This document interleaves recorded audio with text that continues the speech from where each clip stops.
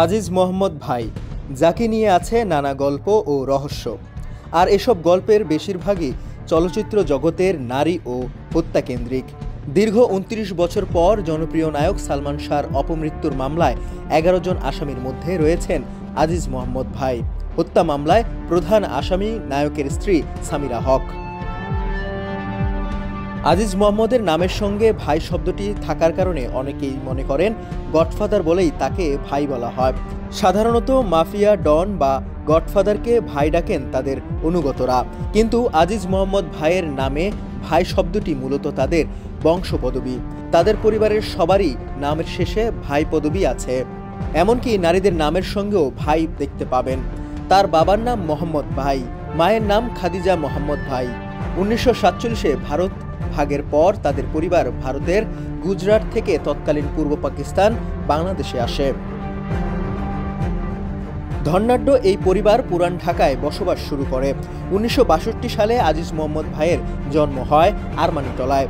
পারিবারিক সূত্রে আজিজ মোহাম্মদ ভাই নিজেও শুরু করেন ব্যবসা।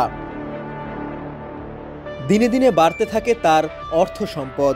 ঢাকা, মালয়েশিয়া, থাইল্যান্ড, হংকং, সিঙ্গাপুরে রয়েছে তার হোটেল ও রিসর্ট ব্যবসা। আবার মাদক ব্যবসার সঙ্গেও জড়িত থাকার প্রমাণও পাওয়া গেছে। তিনি সার্ক চেম্বারের আজীবন সদস্য। কথিত আছে ভারতের পলাতক ডন দাউদ ইব্রাহিমের সঙ্গে রয়েছে তার ঘনিষ্ঠ সম্পর্ক। ব্যবসার পাশাপাশি ৯০ দশকের আজিজ মোহাম্মদ ভাই এমবি ফিল্মস ব্যানারে চলচ্চিত্র প্রযোজনায় আসেন। চলচ্চিত্রের প্রতি ভালোবাসা থেকে নাকি নায়িকাদের রূপের মোহে এবং কালো টাকা সাদা করতে, নাকি শুধুই ব্যবসায়িক মন মানসিকতায় অথবা মিডিয়ার মনোযোগ কাড়তে প্রযোজনায় এলেন, সেটি নিয়ে চর্চা রয়েছে। তবে এসেই নিজের আধিপত্য বিস্তার করে ফেলেন তিনি। পরিচালক, অভিনেতা, অভিনেত্রী, মিডিয়া মালিক ও সাংবাদিকরা সমীহ করে চলতে থাকে। ৫০টির মতো চলচ্চিত্র প্রযোজনা করেছে আজিজ মোহাম্মদ ভাই। দেশের বিজ্ঞাপন জগতে গ্ল্যামার আনতেও তার ভূমিকা ছিল।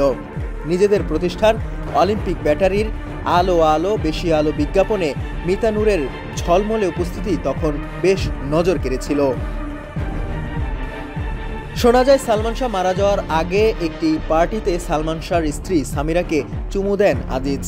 এতে ক্ষিপ্ত হয়ে সবার সামনে আজিজকে চর মারেন সালমান। এটাকে মোটিভ হিসেবে ধরেন অনেকেই।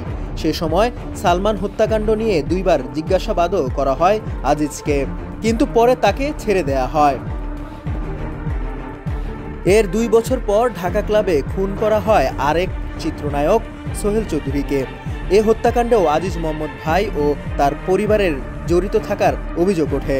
সে সময় সোহেল চৌধুরীর প্রতিষ্ঠানের নিয়ন্ত্রণে ছিল ঢাকার বিষ ব্যবসা। এ ব্যবসা নিজেদের কবজায় নিতে সোহেল চৌধুরীকে হত্যা করা হয় বলে ধারণা। বর্তমানে আজিজ মোহাম্মদ ভাই সপরিবারে থাইল্যান্ড থাকেন, সেখান থেকেই ব্যবসা পরিচালনা করেন। তার স্ত্রী নওরিন মোহাম্মদ ভাই দেশে এসে ব্যবসা দেখেন। ডেস্ক রিপোর্ট, সমকাল।